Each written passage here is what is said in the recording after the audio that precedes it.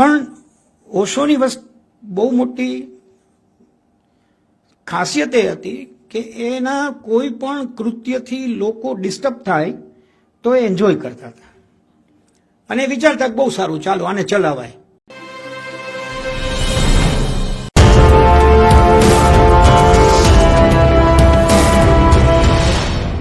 તો દમન કરશો તો તમે કામ તમને વધુમાં વધુ પકડશે, પણ શમન કરશો એટલે અભિવ્યક્ત કરશો તો તમે કામમાંથી મુક્ત થતા જશો. આ પ્રવચનમાં એવી જોરદાર વાતો કરી કે જ્યારે મંચ ઉપરથી ઉતર્યા ત્યારે ભારતીય વિદ્યાભવનના કોઈ હોદ્દેદારો હાજર નહોતા. એ લોકો એટલું કહીને ગયા હતા કે કાલથી આ શ્રેણી અહીંયા થશે નહીં, કારણ કે તમે સેક્સ ઉપર વાત કરો છો એ વાત અહીંયા ન થાય. એટલે શ્રેણી ત્યાં બંધ થઈ ગઈ. પણ ઓશોને બહુ મોટી હાઈટ મળી.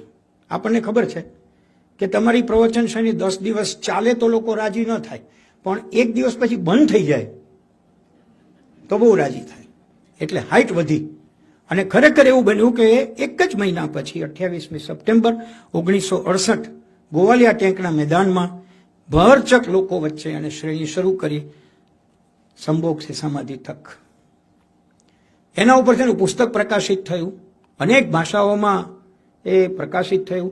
હકીકતમાં એણે એમાં સેક્સ વિશે વાત નથી કરી. એમણે પોતે પણ ઘણી જગ્યાએ કહ્યું છે કે હું મીરા ઉપર બોલ્યો, હું કૃષ્ણ ઉપર બોલ્યો, હું બધા ઉપર બોલ્યો. એ તમે વાંચતા નથી અને એક જ પુસ્તક વાંચો છો અને મને પૂછો છો. વર્લ્ડની અંદર એને લોકો સેક્સ ગુરુ તરીકે ઓળખવા લાગ્યા. પણ ઓશોની બહુ મોટી ખાસિયત એ હતી કે એના કોઈ પણ કૃત્યથી લોકો ડિસ્ટર્બ થાય તો એ એન્જોય કરતા હતા અને વિચારતા બહુ સારું, ચાલો આને ચલાવાય. એટલે એણે ચલાવ્યું. ગોવાલિયા ટેંક પછી એ પુસ્તક આવ્યું. જબલપુરમાંથી એણે પોતાની નોકરી છેલ્લે છોડી દીધી 1970માં અને પછી મુંબઈ આવ્યા. મુંબઈ આવીને 50 સાધકો સાથે રહેવા લાગ્યા અને એની પ્રક્રિયા એણે શરૂ કરી. પછી એને વિચાર આવ્યો કે બહુ જ મારે જે વાત કહેવી છે એ ઝાઝા લોકોને કહું છું તો એનું મૂલ્ય નથી રહેતું. એટલે એણે નાના લોકોને કહેવાનું શરૂ કર્યું, સંવાદ શરૂ કર્યા. અને 1970થી એણે બહુ જ પોપ્યુલર એવું ડાયનેમિક મેડિટેશન, સક્રિય ધ્યાન શરૂ કર્યું, જે આજે પણ જ્યાં જ્યાં ઓશો કોમ્યુન્સ છે ત્યાં સવારના થાય છે. અને એની અંદર એણે વિચિત્ર વાત કરી, તીવ્ર શ્વાસ લેવાના. હું આગળ એની વાત કરીશ કે એણે પોતે સંગીતની ટુકડીઓ ઇન્ટ્રોડ્યુસ કરી અને એ સંગીતની ટુકડીઓ પાસે જે તે ધ્યાન માટેના મ્યુઝિક તૈયાર કરાવ્યા. સક્રિય ધ્યાનમાં જે જોડાણા છે એને ખ્યાલ છે કે 20 મિનિટ પછી તમારું મ્યુઝિક બદલી જાય અને તમારા જેસ્ચર બદલવાના, તમારે તીવ્ર શ્વાસ લેવાના, પછી બીજી 20 મિનિટની અંદર તમારે હુ હુ હુ એમ બોલવાનું અને ત્રીજી 20 મિનિટમાં તમારે સદંતર મૌન ઊભા રહી જવાનું, જેમ હો તેમ. ઘણું બધું એણે કર્યું. એણે વિપશ્યના પણ નવું શોધ્યું. બુદ્ધની 2500 વર્ષ જૂની વિપશ્યના માટે એને થોડો વાંધો પડ્યો. એણે એમ કહ્યું કે મારો વાંધો એ છે કે મનમાં બધું ભરીને આવેલા લોકોને તમે એક જગ્યાએ બેસાડી દો અને એમ કહો કે હવે વિચારી વિચારીને બધું કાઢો તો ન નીકળે. પહેલાં એને સખત ડબ્બામાં કંઈ નવું ભરવું હોય તો ડબ્બાને બરાબર ઠબલાવવો પડે. જો ઠબલાવશો તો જગ્યા થશે. એટલે હું ઠબલાવવાની પ્રક્રિયાથી વાત શરૂ કરીશ. એટલે વિપશ્યનાથી લઈને અનેક ધ્યાન એને શરૂ કર્યા. કુલુ મનાલીની અંદર 1970માં એમણે પહેલી વખત કોઈને દીક્ષા આપવાનું શરૂઆત કરી. નિયો સંન્યાસ એને કહ્યું અને જાહેર કર્યું કે પરંપરાગત સંન્યાસ જે અત્યારના આપણામાં છે એનો હું આથી વિરોધ જાહેર કરું છું. સમજાવ્યું છે ખૂબ સુંદર રીતે કે અત્યાર સુધીનો સંન્યાસ બધું છોડીને ચાવો એને કહે છે. તમે ગીતાના 6ઠા અધ્યાય ઉપરના એના વ્યાખ્યાન સાંભળો તો પહેલા જ શ્લોકમાં એણે કહ્યું છે કે કૃષ્ણ કે પહેલે भारत का संन्यास भगेड़ू था. घर छोड़ के भागो, दुनिया छोड़ के भागो, जंगल में जाके ठहरो, मैं वो नहीं चाहता. એમનું કહેવાનું એવું હતું જ્યાં છો ત્યાં જ બરાબર છો અને ત્યાં બરાબર છો એટલે તમે જ્યાં છો ત્યાં સંન્યાસ અનુભવો. કેવી રીતે એની એને ટેકનિક આપી. 70 થી 85 વખત એટલે કે 15 વર્ષમાં બહુ મોટા ફેરફારો કર્યા અને એવા ફેરફારો કર્યા કે જેની અસરો ખૂબ રહી. એ વેરી ફાઇન મોર્નિંગ એણે કહ્યું કે કાલથી બધા ભગવો રોપ ભરજો અને એક મોટી 108 માળાની માળા રાખજો, એમાં વચ્ચે ઓશોનું લોકેટ રાખવાનું છે. એણે કારણો આપ્યા છે આ પુસ્તકમાં, ખૂબ સરસ. આવું મેં કેમ કર્યું? એણે કહ્યું કે એટલા બધા સંન્યાસીઓ વધી ગયા કે હું કોઈને ઓળખતો નહોતો કે આમાં મારો કોણ છે. એટલે ઘણી વખત મને એમ થાય કે હું દૂધ રેડું છું પણ બોગેણામાં પડતું નથી, નીચે જતું લાગે છે. તો મારે આઈડેન્ટિફાઈ કેમ કરવા, એટલે મેં એને આ યુનિફોર્મ આપ્યો. મને ખબર પડે કે આ બધા આપણા છે. પાછળના ભાગમાં એને લખ્યું છે સત્યવેદાંત સ્વામીના એક પુસ્તકમાં, આ બધા આપણા છે એમ માનવું મારો ભ્રમ હતો. એ મને 5 વર્ષમાં ખબર પડી. મેં કીધું હવે ભગવા જવા દો. તો પોતાના જે નિર્ણયો છે એ લીધા છે બેધડક, ખોટા લાગે ત્યારે પાછા ખેંચી લીધા છે કશું જ કીધા વગર. એક સરસ કામ એણે કર્યું. પછી સંન્યાસીઓને નવા નામ આપ્યા. પહેલા નામ આપતા હતા પણ એને હવે ટિપિકલ નામ આપ્યા. પુરુષ હોય તો એની આગળ સ્વામી લગાડવાનું, સ્ત્રી હોય તો એની પાછળ માં લગાડવાનું.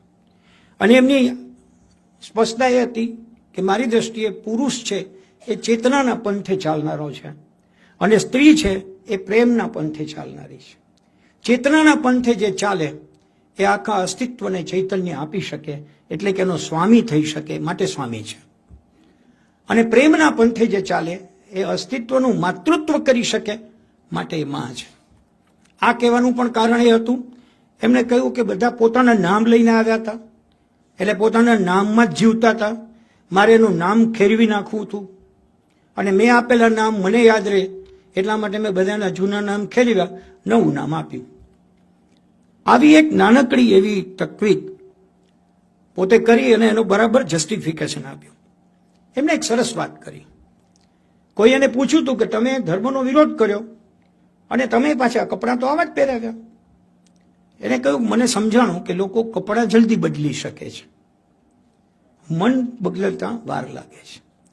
પછી મેં બીજું એવું નોંધ્યું કે કપડાં બદલે પછી મન ઉપર એની અસર થાય છે.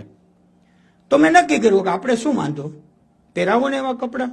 એનાથી જો એનું મન મારી ભેગું ચાલતું હોય તો મારે તેને આંગળી પકડીને લઈ જવા છે. ધીમે ધીમે કરતા એ મુંબઈમાં સેટ થયા. પહેલા વુડલેન્ડ્સ નામના એક બહુ મોટા એપાર્ટમેન્ટમાં આલિશાન બંગલામાં રહ્યા. નાના જૂથના લોકો સાથે સંવાદ કરવા લાગ્યા. નજીકમાં સાગર કિનારો હતો, એના તટે બેસીને સંવાદ કરે. બધા સંન્યાસીઓ છે એ સાગર ઉપર સૂતા હોય, ડૂબકીઓ મારતા હોય, પોતે પણ એક બાજુ બેઠા હોય. આવું એણે શરૂ કર્યું. અને મેં 1972માં એમણે પોતાની જાતને ભગવાન રજનીશ કહેવાનું શરૂ કર્યું. ભગવાન રજનીશ એટલા માટે કે ત્યારે એણે મને આત્મ સાક્ષાત્કાર થયો છે એવી જાહેરાત કરી. કોઈ પૂછ્યું કે ક્યારે થયો, તો 20 વર્ષ પહેલા. તો હવે કેમ બોલ્યા? તો કે મારે લોકો જિજ્ઞાસાથી આ વાતને ન સ્વીકારે પણ પૂરી પુખ્તતાથી સ્વીકારે એની રાહ જોઈ રહ્યો હતો. હવે મને લાગે છે કે મારા કેટલાક શિષ્યોમાં જિજ્ઞાસા નથી, પુખ્તતા છે, એટલે આ વાત હું કરી રહ્યો છું.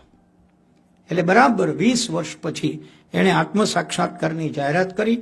કારણ કે એને કેટલાક લોકો એવું કહેવા લાગ્યા હતા કે ઓશો તમારામાં બદલાવ આવી ગયો છે, તમે પહેલા જેવા દેખાતા નથી, તમે બદલાઈ ગયા છો. ત્યારે એને વિચાર્યો કે હા હું બદલાઈ ગયો છું, મને ખબર છે, પણ તમે નોંધ લેવા લાગ્યા છો તો હવે એને જાહેર કરવામાં મને કોઈ હરકત નથી. સક્રિય ધ્યાન, એની ભેગું સંગીત, પોતે રોક લઈ આવ્યા, જહાજ લઈ આવ્યા, સંગીત શૈલીઓ લઈ આવ્યા, બેસીને ધ્યાનના મ્યુઝિકો કમ્પોઝ કરાવવા લાગ્યા.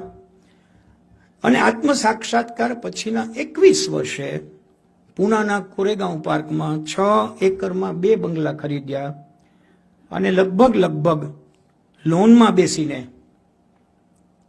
શરૂઆત કરી. ધીમે ધીમે આખો આશ્રમ બનતું ગયું, જે કોમ્યુન બન્યો. એને એવું લાગ્યું કે કોઈને હું 1 કલાક આપું છું ને તો એ લોકો મને એક ચિત્ત નથી સાંભળતા. એટલે એને નક્કી કર્યું કે 1 મિનિટ આપણે બેસીએ.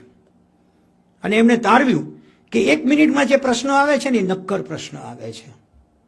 1 કલાકમાં જે પ્રશ્નો આવે છે ને એ બધા વેગ આવે છે, એમાં કંઈ જાણવાની વાત હોય છે, સમજવાની નથી હોતી.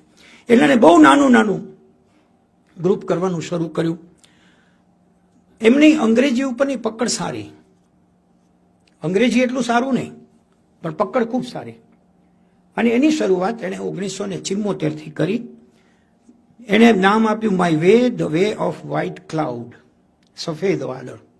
એની પણ એણે બહુ સરસ સમજૂતી આપી કે સફેદ વાદળ એવું હોય છે કે પવન જ્યાં લઈ જાય ત્યાં તે ચાલે, પવન સાથે સંચરણ કરે કારણ કે ખાલી છે. કાળું વાદળું ભરેલું છે, એ ઝડપથી પવનનું કીધું માનતો નથી. એટલે માય વે વ્હાઇટ ક્લાઉડ, તમે પણ ખરેખર વિરોધ કે સંઘર્ષ વગર જીવનમાં જે બની રહ્યું છે ને સ્વીકારવા લાગો તો તમે પણ સફેદ વાદળ છો, એવું એ શ્રેણીનું જીસ્ટ નીકળતું હતું.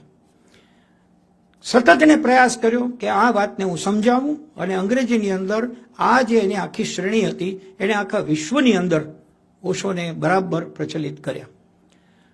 1974માં નવો તબક્કો શરૂ થયો, સાચા સાધકો આવવા લાગ્યા, ધ્યાન મંડપમાં બેસતા હતા એની જગ્યાએ એણે પ્રયોગ શરૂ કર્યો કે ધ્યાન મંડપમાં ખુરશી હશે, હું નહીં હોઉં. એટલે એનો આખો બુદ્ધ હોલ હોય, આખો ભરેલો હોય, પણ વચ્ચે ખુરશી પડી હોય, ઓશો ના હોય. એણે પ્રયોગ કર્યો. જવાબ એનો એવો હતો કે એક વખત હું નહીં જ હોઉં. એની ટેવ હું તમને અત્યારે પાડું છું. અને એમનું બહુ સુંદર એવું વાક્ય છે કે જે ઘટશે ત્યારે શું થશે એ તમે ત્યારે જ સ્વીકારી શકો કે જ્યારે તમે એની કોઈ પ્રેક્ટિસ કરેલી હોય, અધરવાઇઝ આપણને સદમો પહોંચે છે. મૃત્યુવાળી બાતમાં પણ એને કહ્યું છે, જેની હું પછી વાત કરીશ. સાયમ દર્શન શરૂ કર્યા, સવારની બદલે હવે શરૂ થયું. ધીમે ધીમે એણે પાશ્ચાત્ય ચિકિત્સાના જૂથો એડ કર્યા. પોતાને એવું લાગ્યું કોઈ વ્યાખ્યાન આપું છું, ધ્યાન સમજાવું છું, પણ એના પછી કોઈ ફોલોઅપ માટે ગ્રુપ હોવું જોઈએ. એટલે એણે ચિકિત્સા જૂથ ઊભા કર્યા. જે ચિકિત્સા જૂથની અંદર વિચિત્ર વાતો આવે, દાખલા તરીકે તમારે જીવન કેમ જીવવું એના માટે એક જૂથને જઈને મળો. તમારે આપઘાત કરવો હોય તો કેમ આપઘાત કરવો જોઈએ, દેહનો નહીં મનની ગ્રંથિઓનો, એના માટે બીજું જૂથ હોય. એમાં એણે એક વિષય રાખ્યો, સેક્સ સંબંધી પ્રશ્ન હોય તો પણ એક જૂથને મળી શકો છો. એ સમયે કોઈ વ્યક્તિએ કોમ્યુનમાં આવીને એની ડોક્યુમેન્ટરી બનાવી અને એ ડોક્યુમેન્ટરી વર્લ્ડમાં ફેલાણી પછી ભારતથી લઈને છેક અમેરિકા સુધી લોકોએ ભગવાન રજનીશ ઉપર ફિટકાર વરસાવ્યા.